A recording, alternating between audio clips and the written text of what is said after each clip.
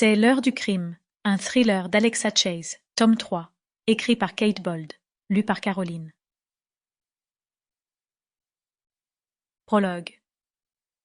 Interstate Fourindre Douane Astérisque, près de la prison d'État d'Arizona, à Kingman, au nord-ouest de l'Arizona.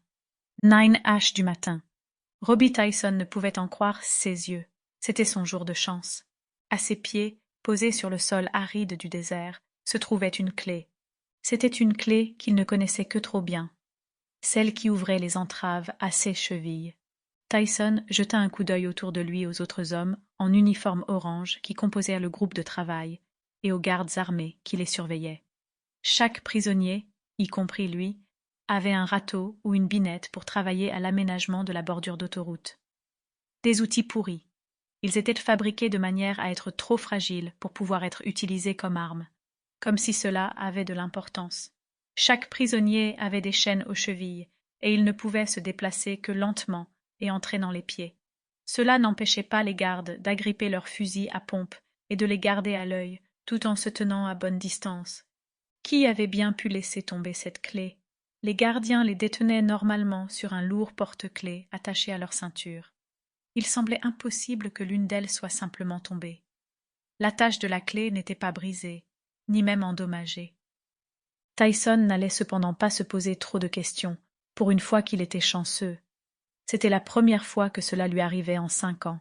Il gratta le sol près de la clé avec son râteau, puis se baissa pour tapoter la terre autour d'un des cactus plantés par l'État. Ce faisant, il cacha la clé dans sa main. Se sachant observé, il tint normalement son râteau à 2 mains et continua à racler le sol sableux, la clé coincée entre sa paume et le manche du râteau. Il attendit patiemment, continuant de travailler ainsi pendant 15 minutes, avant de glisser la clé dans le haut de sa chaussette, tout en s'asseyant et en sortant un mouchoir pour s'essuyer le front. C'était une excuse suffisamment crédible. Il devait déjà faire au moins 30 degrés. On allait facilement dépasser les 40 degrés aujourd'hui, c'était sûr. Tyson se creusait les méninges. Aucun des matons n'avait laissé tomber cette clé. Il en était persuadé. Mais alors qui? Mike, qui s'était vanté de planifier son évasion? Carlos, qui ne parlait jamais mais observait tout avec l'air de quelqu'un qui préparait quelque chose? Quelqu'un d'autre? Il s'en fichait. L'important, c'était qu'il allait pouvoir s'échapper.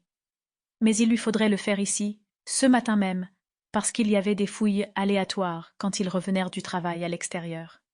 S'il trouvait une clé sur lui, il allait écoper de 3 années supplémentaires. S'il disait au directeur « je l'ai trouvée par terre », cette vieille crotte desséchée lui rirait au nez. Sample complete. Ready to continue?